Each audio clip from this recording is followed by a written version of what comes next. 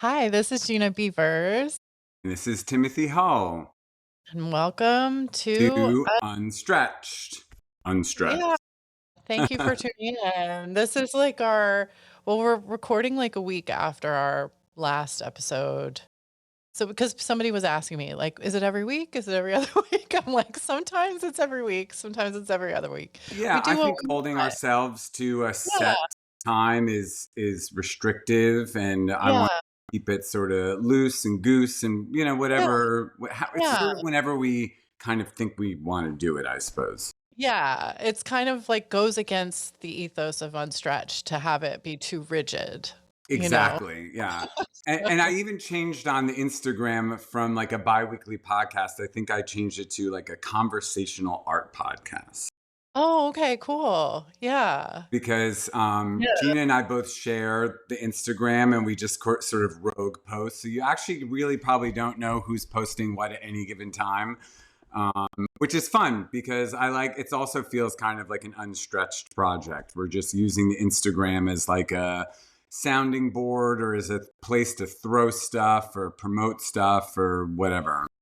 Yeah, I love it. I love all the stories you do. They're really great. Yeah. Like, Same. just Yeah. they look awesome. Yeah. And it's We're fun because on I feel like just in the past couple of weeks, we have like 500 plus followers on Instagram in like three yeah. weeks or something, which is I know. pretty. Well, I have to say, like, when I first set it up, I went through your followers and I followed the first like 200.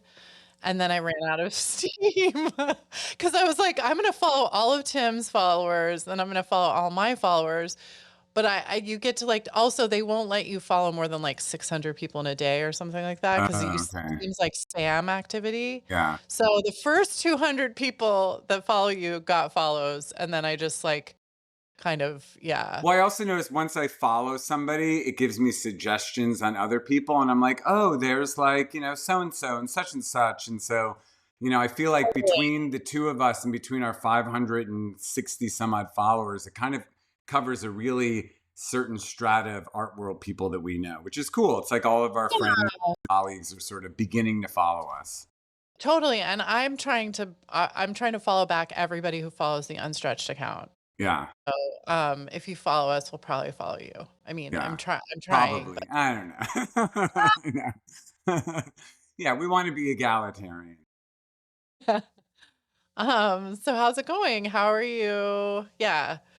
How are you doing? It's going good. Yeah. Like I was in the city this week for a couple of days, but then I had to come back up because my mom got out of the hospital from her knee surgery, and I'm definitely in that phase of life where one's parents start to sort of become like their children. That's a little, I'm exaggerating a little bit, but like I have to sort of put certain parts of my life on hold to be able to go and like help my mom or my dad like do stuff. And since my mom had a knee surgery that had some complications, I've really had to balance like being up here in Warwick, which is near where they live, but also being in the city and like teaching and studio time and just juggling, driving all over the place. And it's kind of like, it's part of that part. It's an era of life that Yeah. I'm in the middle Yeah. of, and it is what it is. But Yeah. It's a lot. How's your mom doing? How's her she's leg? good.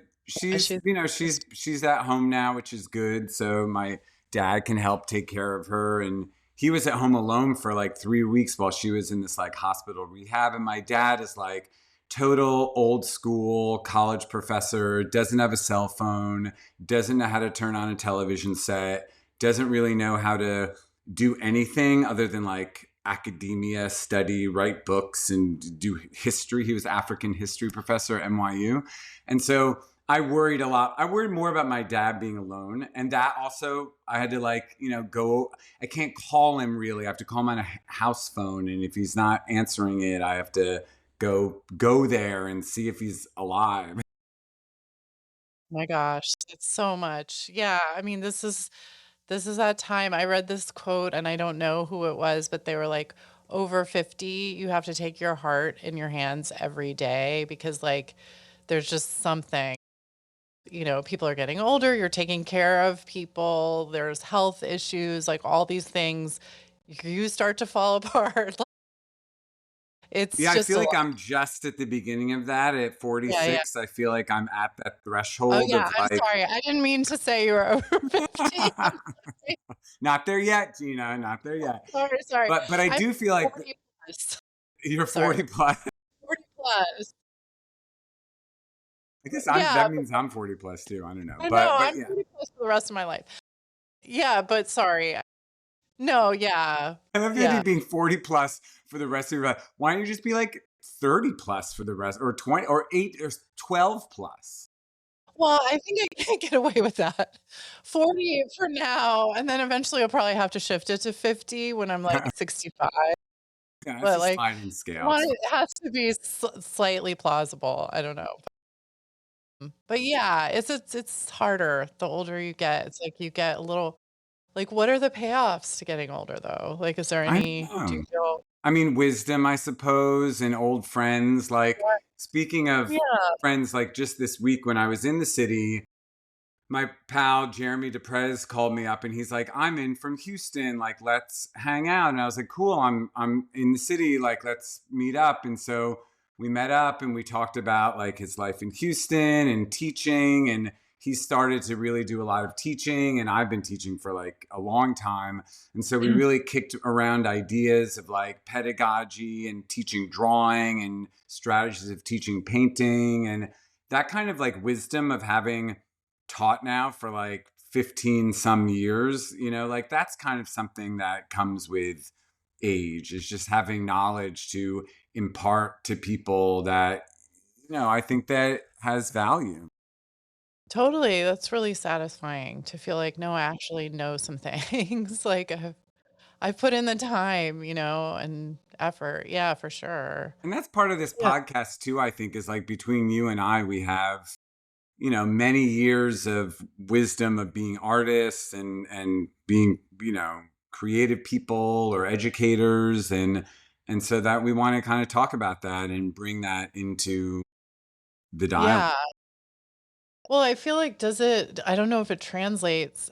I don't know, as an artist, do you feel more it's like, what what have I learned? I feel like every time I feel like I've learned something in the art world, though, everything changes and I can't keep up. I don't know. It's just kind of Oh, geez, yeah. geez. I mean, I was just saying an analogy to someone the other day that being in the art world and being an artist is sort of like being in a pit, and the ground is loose and you're trying to like climb up out of it. And every time you sort of get a little higher, the ground seems to get like more rubble, and like you can't, like you almost have like, but eventually you might get up to the top by creating so much rubble that you sort of stand on the rubble. But it sort of feels like a Sisyphusian task, because you're right, like the art world, how you play the game or the way the game is or the way it's structured is kind of shifting and changing all the time. All the time. Like, you kinda have to stay a little nimble or, like, a little ready to throw out. I don't know. Not and I'm not talking about necessarily even your work, but just, like, the way that you operate within, like, the system and how it operates and what I don't know. It's just Yeah. it I mean, seems, there's many artists also at this time of their life in like middle age or like mid career who are like, you know what, fuck it, I'm throwing in the towel. Like, this is like too uh much. I've worked oh, too yeah, hard.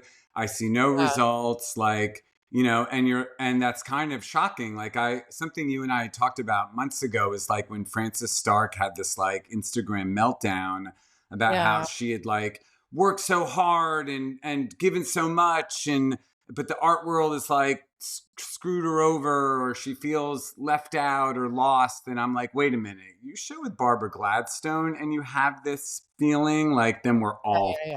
like then No, what. no, for sure. Yeah. No, no, no.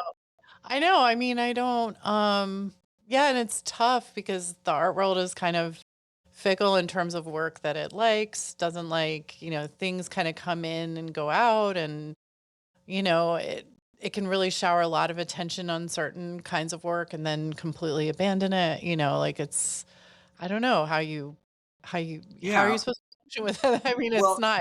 definitely crazy making. It's definitely crazy Well, that's making. why I've always really adopted this philosophy of making art is like chopping wood and carrying water. That's Yeah. like a Zen koan or like a sort of, or maybe it's from the Tao Te Ching. I don't remember, but I remember it because I feel like to really stay with it and build your career and build your practice, it is like chopping wood and carrying water. It is a, we use the word practice, which is a little overused and kind of tired, but it is like a practice. It's something that you do all the time. It's something that is constructive, and you're constructing and you're creating and you're building, but there's also has to be like a almost like a habit to it, or else you're going to get discouraged, or you're going to feel depressed or Yeah, and you mean a habit for the work itself? Yeah, or well, a ha habit just for like studio practice, like, oh, yeah, I want to make sure that I'm yeah. in the studio 2 3 4 days a week from this time to that time, and even if I'm not making anything, or even if I'm not having a big opportunity, that I'm still doing something or pushing an idea forward, or I always work like I have a big show coming up. Like that is, Mhm. oh, I've worked that way since the beginning of my career. Like I always pretend like, oh, I'm gonna be like in the next Whitney biennial. I better get my ass in gear. Like, oh, I'm gonna any minute, like I'm gonna have some big museum show, so I better like work, on this project. And so I live in a fantasy where any minute, like Mhm. something could happen. So I always I'm not like the artist who only works towards a deadline that they've been given. Like I work Right, towards right, fake right. Like, deadlines. constantly working. Yeah, yeah, no, totally. Well, I think I went from having a lot of deadlines to having deadlines that were so compressed that it was, like, no time to think. It was just, like to having, like, "Oh, I have a deadline next year," or something like that. It's like, that definitely screwed me up, like, like, definitely my sense of time and how long things would take and what I was gonna make, I don't know, it changed everything, But not having what do you do now? Like if you don't have like all these like hard and fast constant deadlines, like Yeah. how are you like finding, do you have to build a strong routine, or like, resolutely kind of get into the studio even if you don't want to? Yeah, yeah, yeah. No, I actually had to download an app.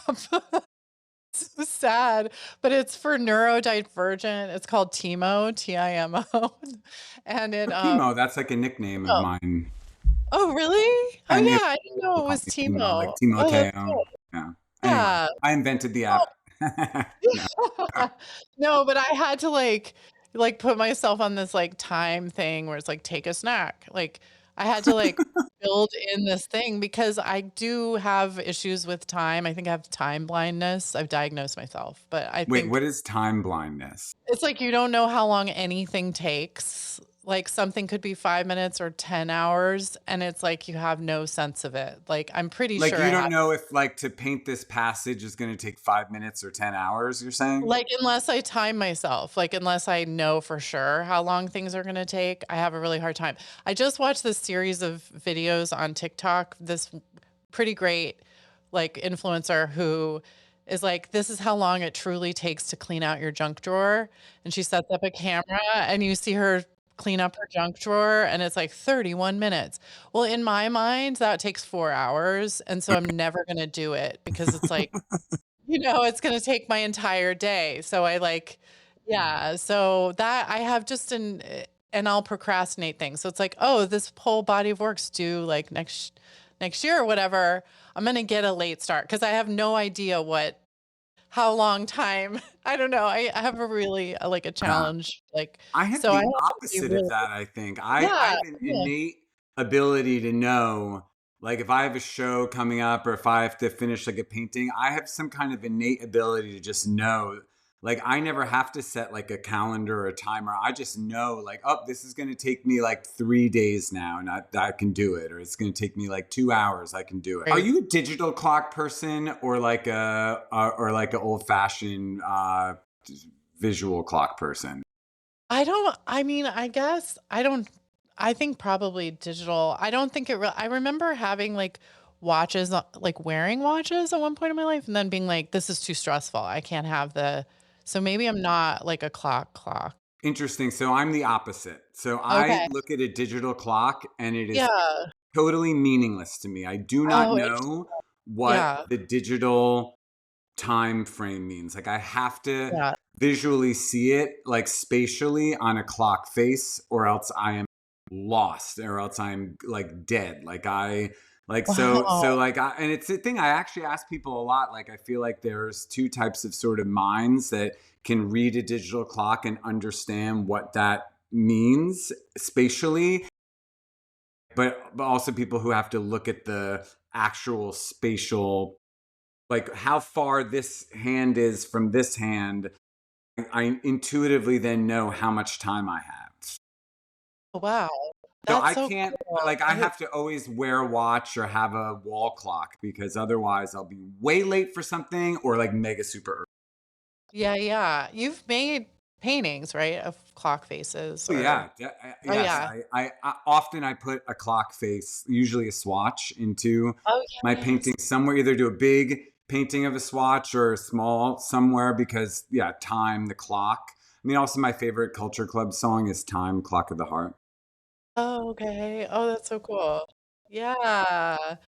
Yeah, I don't know, it's kind of my nemesis. I'm the ultimate procrastinator.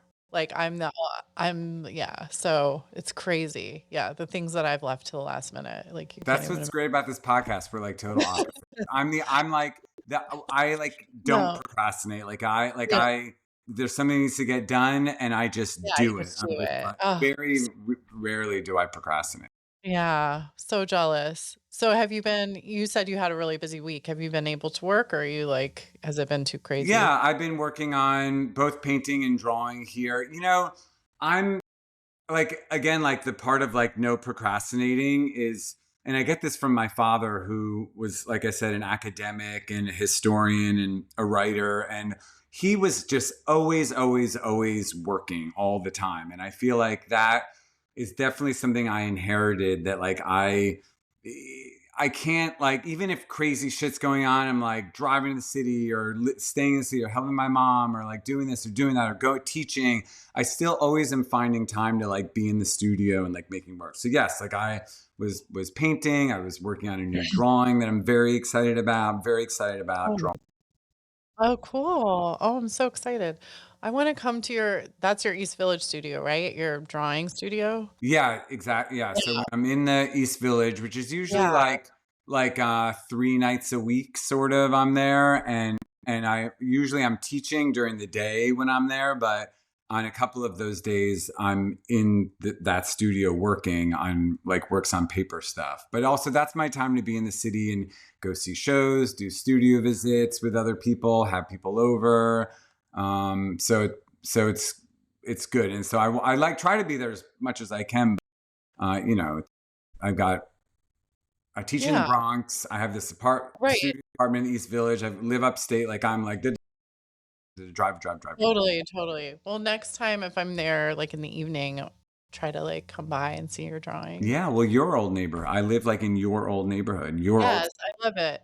I was just thinking about that neighborhood because I went to see the Pat Oleszko show at Sculpture Center, and she has these wonderful a lot of her work are these inflatables, like, she's sort of a performance artist slash yeah, they're sort of like installations, but she takes them out into the streets. She does it's just amazing. Right? Isn't But she she also like a protest artist too? yes, she takes them to protest, and so you can see that show is really great, like, shows all of her different signs and things from different protests over the years, so some of it is, like, anti-Bush Iraq War, some of it she even has No Kings, like, anti-Trump stuff, but in the basement, they have a great series of videos, and a lot of those are, like, her in costume or her with inflatables outside, and usually the backdrop is, like, Lower East Side or East Village, but, like, in the '80s. So, I mean, having lived there, I'm just, like, hunting the entire time I'm watching these videos, like, "Oh my god, that's Ninth Street. Oh my god, look how crazy it looks, like, it's an open lot, like, it's completely destroyed." Like, it's, like, unrecognizable to what you see today, but Although some Yeah, things sort of don't change because I went to NYU in the late 90s, early 2000s, and I took a lot of my classes at the Barney building, which is in the East Village. And so I spent a lot of time there back at, in that mhm. time. And there's still a lot of stuff that's still there. Like there's something about the East Village that as much as it changes, it also really like doesn't change. No, that's true, and a lot of her videos take place on, like, Avenue D, so it's, like, that part of the East Village, like, I remember when I like, in the '90s, when I got to New York, they were like, "You don't go past Avenue A," basically, it was, Yeah. like, Oh, the I remember line. that too. Yeah, so it's like Alphabet City, like that part, and that's where we lived, that's where Keith had 2 businesses, like, he had a wine shop on Avenue C, so it's like, I guess when I'm saying East Village, I really mean that part of it is totally, totally different. Anyway, I definitely recommend her show. It's I don't know, it made me think a lot about I think the show is called Full Disclosure. Cool. Um So clever. Yeah, I like Full that. disclosure, yeah, and it's, this idea of, like, sort of a female fool is pretty rare, this historically, and I think it's maybe that humor is considered sort of male-dominated field or so but Like the Joker, the jester is always sort of a male figure. technically yeah, I think mostly. So But it's also, just if you look at the interesting. Rider Waite tarot deck, the Fool, which is ostensibly a man, also looks very fey and sort of very feminine. So I've always actually thought that in a way there's something sort of Mhm. agender or sort of transgender about the Fool, actually, at least in the tarot deck. Yeah, yeah, for sure. Well, and you can see a lot of influence, and I don't know if there's influence from Leigh Bowery and all of these like fantastic costumes that she has. It's like they're amazing, and one of them has like glass eyeballs that just covered with these like glass eyes, and they're just like endlessly inventive.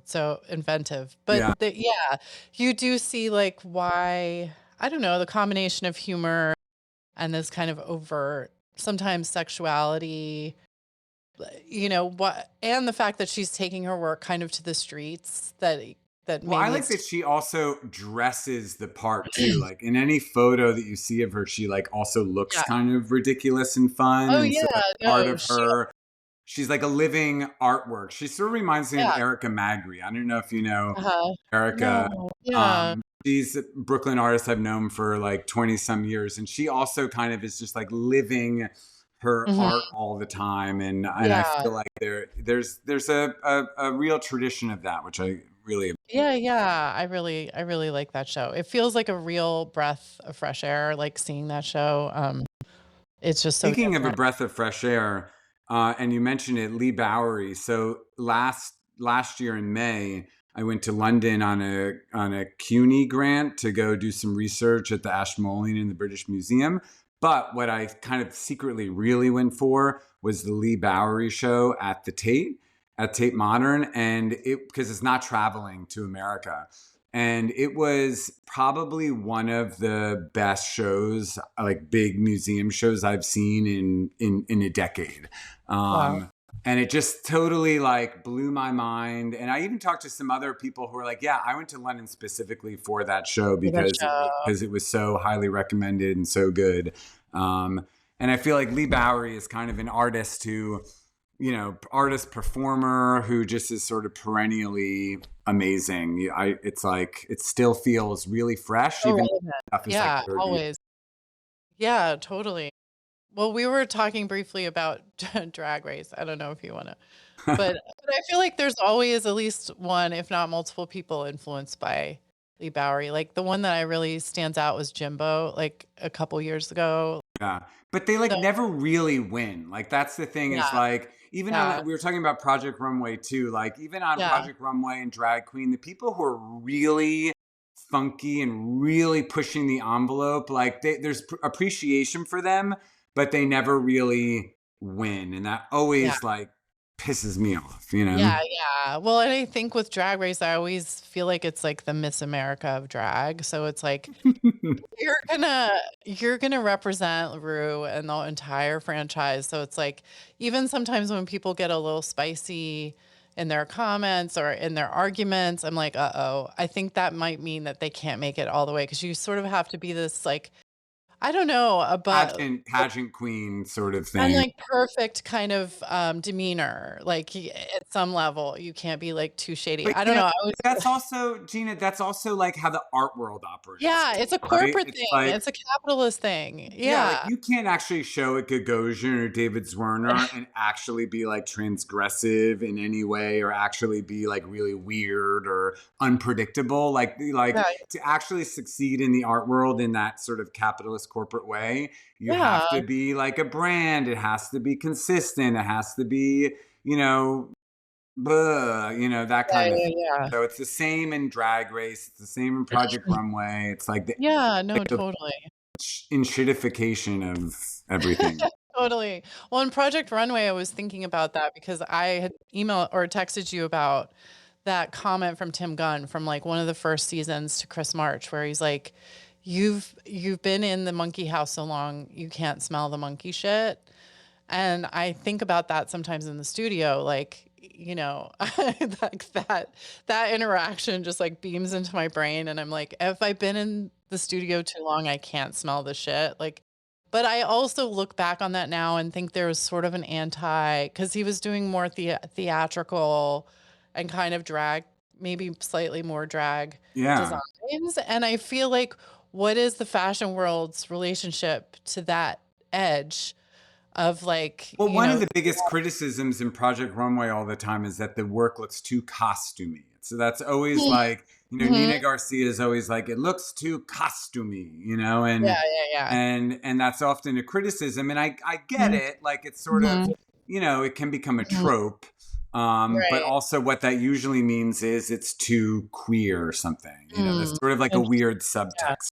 Yeah, yeah, it's really interesting because I was thinking about that. I don't know as much about the fashion world, obviously, as I do the art world, but that edge between sort of camp and high fashion, and how that might translate to the art world, like an edge between like real transgressive and then, what will actually sell at the highest blue chip levels. I don't know. I mean, I was trying to compare the 2. I was thinking it's kind of something about it reminds me, yeah, of the art world. Well, there's Yeah. an artist that has a show at Sebastian Gladstone right now named, I think his name is Nick Hoker. I just sort of started following him and got hip to it. And I found the work to be sort of problematic in a way and provocative. And I wasn't sure if I really liked it. And so I made a post on Instagram like, I'm not sure I really like this work. Like, what do you all think? And dozens and dozens of like people wrote back being like, oh, this work is like, trying to wants to look transgressive but isn't, or is using like the discourse of being like subversive, but really is like using the imagery of luxury goods and like, it's all about body fascism. And like, I mean, the criticism heaped on it was pretty brutal. And I was kind of like amazed by the discourse that came out of this. And some people wrote to me and were like, whoa, why are you being so negative, dude? Like, don't be so like, why do you have to use your platform to take down another artist? And I'm like, I'm not taking down the artist. I'm actually asking people like, well, what do you think of this? Like, let's like Yeah, sort yeah, of yeah. talk about it and sort of interrogate it. And I feel like there's always that feeling that like any kind of criticism is seen as like a personal attack on someone or mean spirited, and so therefore you shouldn't do it. And I feel like, but I also think that in the art world there's not enough criticism. Like everyone's just getting away with any which way to Sunday doing this or that, and people are afraid to say anything bad or sort of interrogate it at all. And I feel like, we should be able to do that and not like, I still am not sure how much I like or not like this guy's work, but I have to give him props that he made something provocative that got a Mhm. lot of people talking about it. So whether or not like I think it's good or not, like I need to go see it in person to really get the whole vibe. But I do feel like the idea of what can be transgressive or not, or how something that was transgressive becomes sort of campy or a pastiche. and then becomes sort of corporatized and anesthetized and then sort of means nothing. Yeah, that's true too. I guess it's like a pipeline sometimes too. Yeah. There's an Um, essay called Why Johnny Can't Dissent, which was sort of about how like in capitalist corporate culture, like if you have a transgressive opinion, the capitalist corporate culture sort of grabs it and makes it part of its own. And so then it sort of neutralizes whatever transgressive aspect there was of it. And the art yeah. world kind of does that too. Yeah, no, absolutely. I mean, I guess it was the aesthetics of that, like something that I feel like we're in such a moment of kind of tasteful. I don't know, do things feel tasteful right now Well, that or was sort of the problem with a lot of people have with this artist's work that I'm talking about is that they were like, "Oh, it's just taste. It's just sort of aesthetics. Like it doesn't it like the meaning is sort of intellectually lazy or it's flat-footed that it's just about like fashion goods or sort of, you know, it just sort of looks cool, but really isn't really doing anything." okay. And so that's sort of the question that we all kind of should ask ourselves or wonder about is like what's the difference between like you want something to look cool or look beautiful, but you also want it to be charged in some way or so I don't know. I mean that's sort of uh I feel around. like I don't know what any of those words mean. Like I don't know what beauty means. Like when so Yeah. I mean, I guess I Ask said Agnes Martin, she'll tell you. it's like I know what tasteful mean, like I use the word tasteful, but I don't know like beauty. I personally struggle with it. Yeah. So I don't know, because one person's beautiful as somebody else's. Right, but don't you know a beautiful person when you see them? I mean, it's like Franco Yeah. home having a Coke with you is about how like you recognize beauty in a person you know Right, more than right, you can right. in art. It's just Right. Because in art, but I just think art historically it's been upended so many times and it's so shifting that I don't always, and that's just my own personal perspective on it. I don't, I obviously have issues I recognizing. want I to mean, get other I times want I'm to like, get back. I see something But beautiful. I want to circle back to that thing about the monkeys, the monkey zoo den, whatever that was, because Yeah. that's an You know, like, interesting. Can you talk yeah. a little bit more about that? Just Like being, how that works out in your own studio life, like how you think well, that's just happened to you or how you get out of it. you're just no, and I don't even know if it's bad. It's only when someone on the outside says it's bad, because like really, truly, it's being so far up your own ass that but like that is literally art making sometimes. I mean, how can you not be completely into your own? Yeah, but see, I guess the question is can you have your head so far up your ass, right, that you can't even smell your own shit anymore because it smells normal, right? And isn't that sometimes what happens to artists when they get bad? Like, aren't there Uh-huh. some artists that you can say, like, oh, they are so far up their own ass that they're so out of touch with like what's going on in the world or what is the reality of the art world or whatever that you're like they've just like lost relevance or they've lost vision or scope. Mhm. Could you Yeah. look? I mean, do you think it could be looked at in that way too?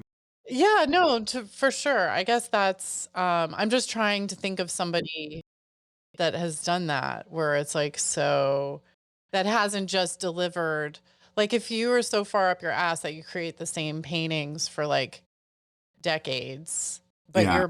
you're Mark Rothko, like that works, so I'm trying to think of someone who where it's just like I wonder if that really works anymore, though. I don't know. I mean, it works from like a corporate standpoint. I think that that's what sort of the mega galleries kind of want is like, yeah. you're Anish Kapoor, you do big mirrors, right? You're like, but also, Alex Katz, though, is someone who I just saw his more recent show at Gladstone, I think it was, which were these like really Matisse, like very sparse paintings. And I was like, wow, he's sort of really done something a little different for himself. And I was like, that's cool at 90 something. You can Yeah. really like, sort of like late de Kooning, like, you're like, wow, like what happens when you really like pull it all out. Yeah, no, totally. Well, I think that like that particular comment too, you can't smell the shit is like a definite line between something being good and something being bad. And I think like the way that it was used initially was just like it's becoming grotesque or it's becoming yeah, I don't know, outside the realm of I don't know, but that's why it's so hard to talk about art. Like But what's it's bad, also what's good, but what's that's grotesque. also why I wanted to go to grad school, like, Yeah. decades ago, because I was making work on my own, like in a little barn studio, thinking I was like making great work and thinking it was awesome. And I remember someone came in and was like, "What is this? What are the references to this? Like, what is this about? Like, what is, and like they sort of really interrogated it." And I was like, "Oh shit. I don't know what the fuck this is about. I don't know what it means. Like I'm totally in my own head." And I was telling that to someone, like, well, maybe you should go to grad school and sort of like, because there they'll like sort of rip you apart and you have to rebuild, Mhm, build it all back mhm. up again. And that worked for me. Like I felt like going to grad school really sort of put me through a little bit of the ringer where I had to sort of tear everything down and build it all back up again. Because sometimes I do think that like you're getting in your own head, and sometimes you got to get something to help you jolt out of it, which kind of brings me to another topic I want to talk about, is that idea of like the artist coaches and like the role of like these sort of classes that you can take as an artist that are supposed to give you community or get you into the next Whitney Biennial or get you gallery representation. And like a lot of it's scammy bullshit, but a lot of it can be really helpful. So I wonder what you think about that. Well, I think we started talking about this because we both saw, around the same time, this Patty Johnson's new, I think it's called Workshop or something, spelled strangely, about like how to be a biennial artist, right? Or I something like know. that. We And both screenshotted that and shared it to each other and was like, what the fuck? we're like, what the hell? But my initial instinct, because I think we wanted to like laugh, ah, ha, ha. But I mean, ugh, I've done some really embarrassing things to try to, I auditioned for work of art, the like the I mean, TV like show. with the Jerry Saltz like reality TV show that like also Dan Cohen's father was in or something. Was he? Oh yeah, I don't remember even. But yeah, I mean I auditioned for that. So I can't really judge anyone for I my best case scenario is that class is like explaining what a biennial is, explaining how the curators rotate. Like there's a lot of history you could do on the biennial and like who's been in it and whose careers, you could discuss it in a way that just demystifies what biennials are and how they go about sort of picking artists, which is, as far as I can tell, pretty, it's become It is extremely mystifying. it's very subjective. It's like Yeah. whoever the curator is, it's like whatever their perspective is and who they know and like yeah, so I mean, it could at the most innocent end, it's sort of explaining that, and for a lot of people, maybe that the art world is very opaque, so it's like that's good, but like any kind of this is how you become a biennial artist feels like misleading, right? I Well, mean, yeah, and that's what I sort of felt like so indignant about it, is that like, because I know that there's a ton of artists out there who are desperate, and I understand we're all just as desperate as the next person to be seen or to know something or to get a leg up or whatever. Um, but to me, that felt like a kind of taking advantage of people who think like, oh well, if I take this course, I could be in the biennial, or if I take this course, I could be represented by a gallery. And you and I both know, because we've been in the business long enough, that you're not going to get into the biennial because you took a course on how to do it. yeah, and if you do, it has nothing to do like, it's possible someone could take that course, be in a biennial and Sure. a decade, but, like, it has one doesn't the only thing that they have in common is your intention to be an artist and your drive, Right. and so your drive set you down some weird paths, But then that drive ended up getting you into a biennial, but those 2 things are not connected. Like, you know what I Well, mean? you I know, mean, and I feel like I've always admired what Patty does. Like I loved Art Fag City as a blog, and it's too bad that running a blog is not as financially successful as running like a artist coaching workshop kind of yeah. platform. But just the whole sort of culture of like coaching now is just annoying to me. Like there's like sex coaches, food coaches, career coaches, fashion coaches. It's like everything has got to be coached now. It's like we can't do anything ourselves. We don't trust ourselves to be able to do or accomplish anything. And so we need to hire. There's a whole ecosystem. And don't search it on Instagram, because then all you will get are ads for like coaching this, coaching that, coaching up, coaching down, coaching left, coaching right, and that also kind of annoys me, is just this like incessant obsession with, oh, I gotta get a I coach to know. do It's this. influencer culture. It's like, "Do this. I'm gonna show you how to do this." And it's like, unfortunately, I mean, I don't know if it's just me, like, cannot be coached. Yeah. Well, artists can't really be coached. It's like herding I can't. cats. It's like if you're an artist who can be coached, then you Yeah, probably got a I don't problem. know. I just can't, I have to learn every single lesson the hardest possible way. Me too. Beating my head up against a wall and just like, yeah, until I get it, you know? So, I don't know, and I think that's a big part of being an artist is really, I mean, yeah, you I figure don't it want to out. like disparage Patty's hustle, because I do think No, that yeah, we're all hustling. We're all trying to everybody has a figure hustle. out how we fit into the ecosystem of the art world. But I Yeah, do feel like I just want to offer her a little constructive criticism, that like having advertisements that are like how to be a biennial artist or how to get gallery representation and things like that, that are sort of, you can't really guarantee someone. To me, yeah, that's disingenuous and misleading, and I think yeah. that's is sort of scamming, and I don't really. I don't like it. I mean, I had screenshot a bunch of and I like same thing, like not to knock anyone's hustle because I know he's had this magazine for a long time, White Hot magazine, and he had all these like a screen you could like go through and there were all these like little short myths I mean, about the his art world or posts that are like you can scroll through them, and you it's can like sort scroll of through. wisdom about the Yeah. art. You know, I think that stuff is actually really destructive in the end to like it's hard enough to make work. Like artists don't need to be walking around with all this bullshit in their head about how it's never going to happen. Like, That's because true. His posts are really negative. like They're like, really dark. It's like we don't I remember somebody when I was getting out of grad school that was like, only 1% of artists will ever support themselves on their work or whatever. And I don't even know, like, how did they figure that out or what was the math or was it a survey or like, was that over time? Was that 1 year? Like, what was that? And I remember that sticking in my head for like years, like, and it doesn't help. Certainly doesn't help. You just, I think now I'm going to be the influencer and tell you the yeah, I, bumblebee theory, where the bumblebee doesn't know how heavy and awkward it is and that it shouldn't be able to fly. That's the only one thing you need to know is like, it does.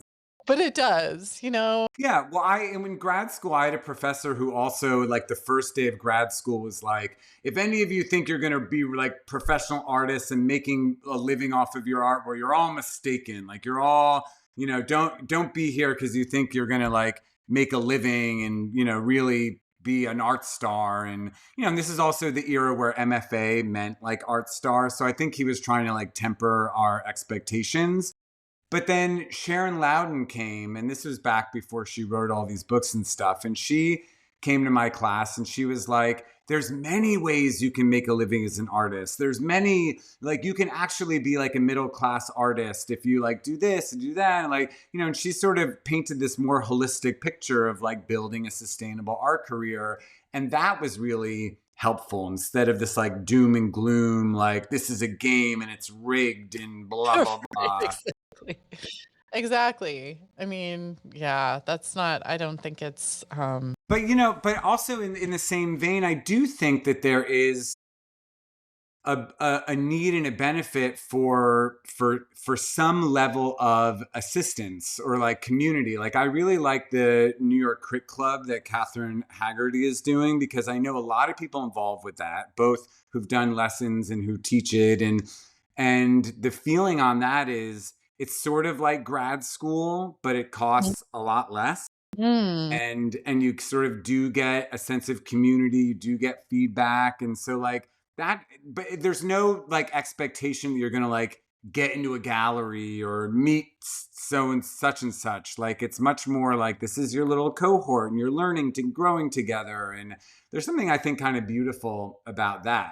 Yeah, I totally agree. I had like hosted one of their classes when I had my show at PS1, and maybe I also did a talk. I can't quite remember, but yeah, the impression was it was very studio focused and like focused on the work and seeing shows and doing critiques and things like that.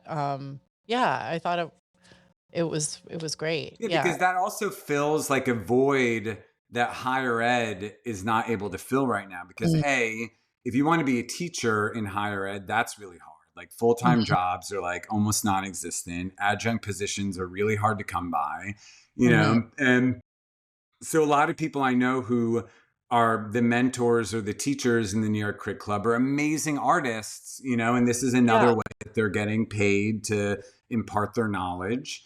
And also for the students, I feel like it's a way of paying a lot less than you pay for like a college course, and you're sort of still getting a lot of community and one-on-one stuff. So I feel like that something like that to me feels like it could serve like a point. Or the we were also talking about AJ Kurian's It's called uh New new Crits. crits. Yeah, new Crits. Yeah, crits, like that was cool. Yeah.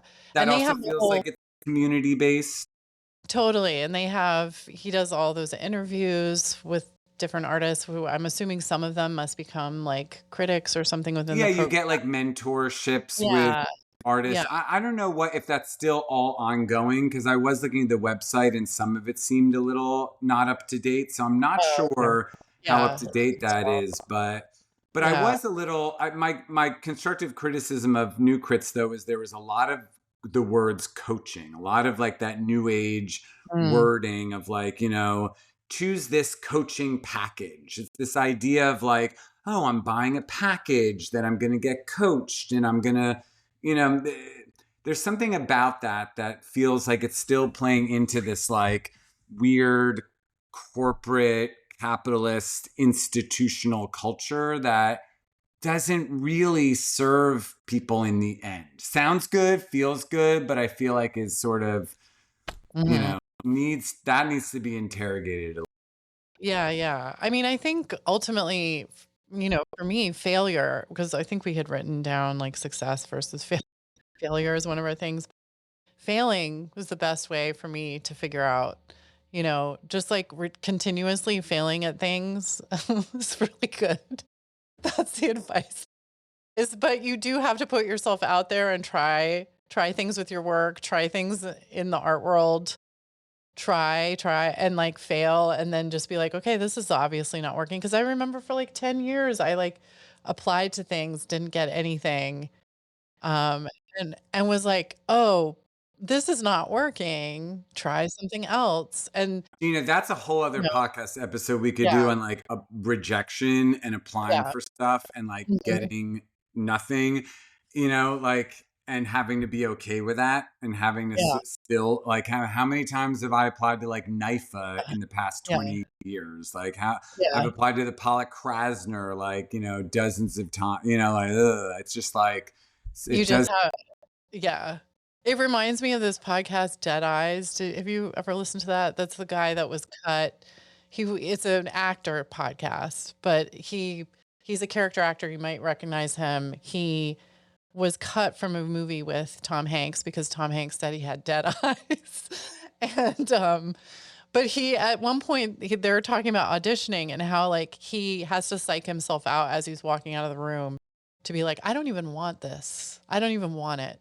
Like because there's so much rejection that like you have to become really tough to the point of like embracing your failure. Like, I'm just gonna fail at Yeah, that. but I think that's the key to success and happiness really is wanting something, but Mhm. still being okay and still being happy even if you don't get it. Mhm. Mhm. And being like, Yeah. yeah, I want to be in that show or I want to get this award or I want to get that, nomination or whatever. But if I don't get it, it's Mhm. okay. Like, Mhm. I just didn't get it now. Maybe I'll get it later. Or maybe I didn't Yeah, need yeah. it or, Right, you know, right, right. Yeah, because you can't let it turn it into something that you where you don't try again. Like, it can't, like, shut you down to the point of yeah. I Um, remember I applied to something a few like couple of years ago and the rejection letter, I was like a finalist for it. Like I was one of like, three people or something and I didn't get it and the rejection letter was like we're sorry that, you weren't awarded this and I assure you it has absolutely nothing to do with your work. mm, And I was that's like um fuck you. Like, what does it have to do with then? Like, like shouldn't in the end this have come down to like the quality of my work? Like, so if uh, it didn't have yeah. anything to do with that, then Then what what does it have to obscure, you Yeah, know, yeah. standards are you operating under here? And Yeah, I don't want to cast aspersions on anyone. I can imagine what they meant or what they were, but that it's just that you got to be okay with that bullshit. yeah, and that just shows you when people are trying to, like, soften the blow, like, too many words are not helping it. Like, just say, "Unfortunately, you were not awarded the thing." "Thank you. Okay, I get it. Enough." Don't try to, yeah, don't try to sugarcoat it because it's just gonna make me feel worse. Yeah. And that's a So really bizarre, yeah, comment. well, I'm kind of looking ahead to the next week now. I'm going to go to Amsterdam on Thursday Yeah. Oh, it's so to meet up with my husband Corey, who's been doing the TAFAF fair there, which is oh, really yeah. interesting. Seeing the images coming from TAFAF is what a cool fair. It's like all like old master stuff, but mixed in with some contemporary. And Marion Boesky Gallery is doing a booth there with Toleda's work, whose last name just escaped me. With do you know it? Is it Hamu or no, Talita Hamu?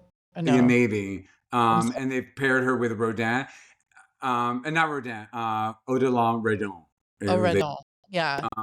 at any rate, so I'm gonna be going over there to do a little Amsterdam thing for a couple of days. But there are a bunch of shows that I'm really dying to see, and absolutely want to just tell people that there's some cool stuff out there, like the Felix Baudry show at Situations. That's an artist that I think Yeah, is one of the more interesting sculptors out there doing really bizarre twists on bodies and couches and yeah. faces and Oh, weaving and textiles. It's really cool stuff. But I have not seen the show, but I'm a big fan. Of course, Sasha Browning at Magenta Plains, who I think was maybe in like Greater New York with you or something like that. Um, yeah, love the Browning's work. Jaya Howie at Bureau, got to see that because I love like their drawing style. And of course, Mamie Tinkler curated a show in the basement of Bureau, which has some interesting people in it that I'd like to check out too. So I've definitely got like my list that when I get back from Amsterdam, I'm going to have to hit the ground running. But is there anything you that's like on your list or that you saw recently that you want to sort of talk about or that you want to see? yeah. No, I mean, I just saw the Pat Oleszko. I'm very jealous of people who are in London because they can see the Rose Wiley show at the Royal Academy, which I would love to see that Is show. that not coming to New York? I don't know. Yeah, I maybe. I'll have to look into it. Yeah, and then there was that show since you're going to Amsterdam, but it doesn't open till April, I think, is the Manosphere show at the Stedelijk, which I thought Oh, was really that, interesting. no. I'm just so curious about like how they're going to tackle, yeah, or what that's going to be, what the Manosphere is. That just sort of, I don't know. Yeah. I mean, masculinity in art is Yeah, is clearly it just ask? Yeah, a thing. yeah, And I think that in the it's really it's interesting to think about and talk about it now in relationship, I think, to the sort of newer Trump era we're in, where there's this sort of like brash masculinity, and we're going to war, and Pete Hegseth is all sort of, performing this masculinity. And so the question really is like, well, what is the inherent value or violence of masculinity, and can we get back to like the Jungian concept of like men's groups where men can get together and talk about like their psychological states and their emotions and like you know and not Yeah, have to be a war crime. I just always think about the manosphere. I mean, it's like the popped out identity. It's like instead of being the backdrop to everything, which like the white male has sort of been just the implied power of everything. It's like you have your little tab at the top of your, browser, and you take men, like white guys out, and they get their own special like they become victimized after having been, really just, yeah, in power the entire time.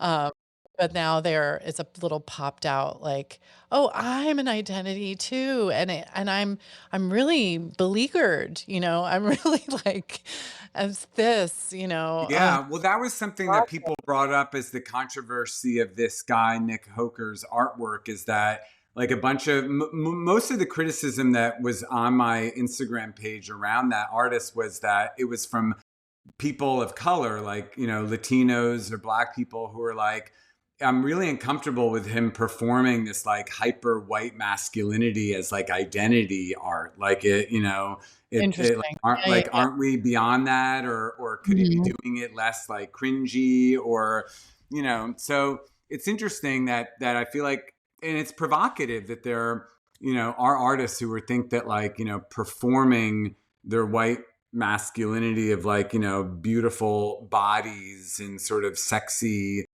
thirst traps and stuff is somehow political, but I don't know, I'm not totally on board with it. Interesting. I have to check the show out. Yeah, I mean the one who's the Icelandic artist, a performer. Oh my God, why am I like totally blanking on his name?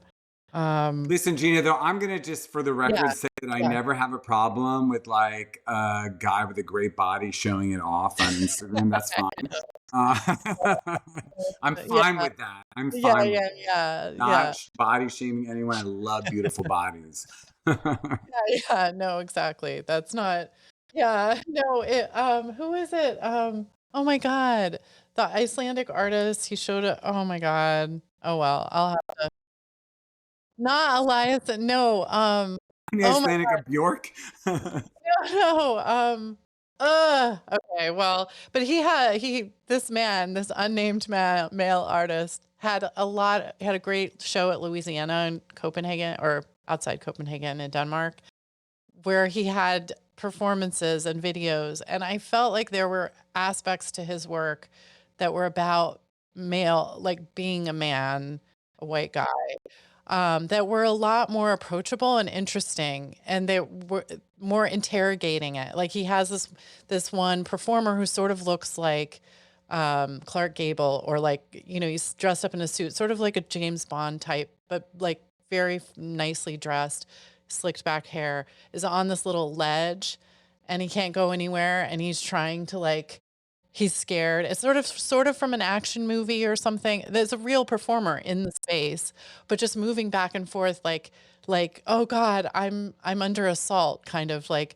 but in this way that was, it really made you think about like how much I don't know, it made you think of action movies. It made you think of male identity and it being this kind of like I mean, crutch and as a man, I think but, masculinity is under assault. I know that that could sound offensive, but instead of being reactionary and being like, "Oh, I'm going to be now big brute about it," I'm like, "Well, let's interrogate. Like, why is masculinity under assault, or like why is that problematic, and how can I be a man and be a positive force in the world and use my masculinity towards good and understanding and peace and kindness." Like I think that just being a man is inherently no, I problem. mean, yeah. I don't think so either. Yeah. How dare you Anyway, bring your speaking of men, I still haven't seen the masculinity Jasper to this John show. podcast. Must see the Jasper John show. I love just Yes. speaking of like white men of a certain hierarchy of like, corporatism, etc. I still, as a painter, I still love Jasper Johns to me Yes. is like a sort of, it's like he's like Cezanne for me too. Like, it's like Yeah. I pay homage to. Of course. And like I would never, I mean, I don't know. I I think I had posted something about Jasper Johns at one point and somebody was like in my comments like, this white I'm like, does the fact that Jasper Johns was gay, like, and that there was a generation of gay artists in the 60s, like, does that not, I mean, do you understand how When tough I that was? learned that Like, when I learned people, that Jasper Johns was gay, when I was like in early college, it like changed my trajectory. It changed my life. yeah, it's amazing. Yeah. So I mean, yeah, yeah, I don't understand that. I don't know how we've like sort of jumped so far ahead that we can't like recognize the like, the 60s were not exactly an amazing time for, yeah, to be gay in this country. And like, I don't know why, well, whatever. I have the I Jasper love Johns it. retrospective book from the Whitney and Yeah, the Philadelphia Museum, and that I like pour over that all the time, and I'm like, oh, like this is so. What is he doing here? What's he doing there? totally. I'm infinitely inspired by Yeah, I him. don't think I could make Maybe the my work. artwork's irrelevant. I don't know. No, I wouldn't. I can't make the work that I make without Jasper Johns, without this, like the Totally. painting as an object, painting Yeah. as like the flag as a painting, like this kind of layered meaning. I mean, you can't. Yeah, Yeah, we are the children of John, or maybe the yeah, grandchildren of Jasper Johns. yeah, yeah. Still alive. Granddaddy's still alive. The 40 He's plus. 75. I don't know. He's Yeah, definitely. yeah. He's our granddaddy. He's a great grandfather because we're only 30 plus. Anyway, Gene, I'm going to ring the Okay. bell. Okay. Yeah. Time here. So this has been great. And I look forward to chatting on our next one. Hopefully, we'll both have seen the When Whitney Biennial. I need to see that too. So we Oh, can do it. yeah, I'm gonna go back and yeah, Yeah. we can All definitely. right. Talk to Okay, you cool. later. Have a great time and Bye bye. bye. Bye.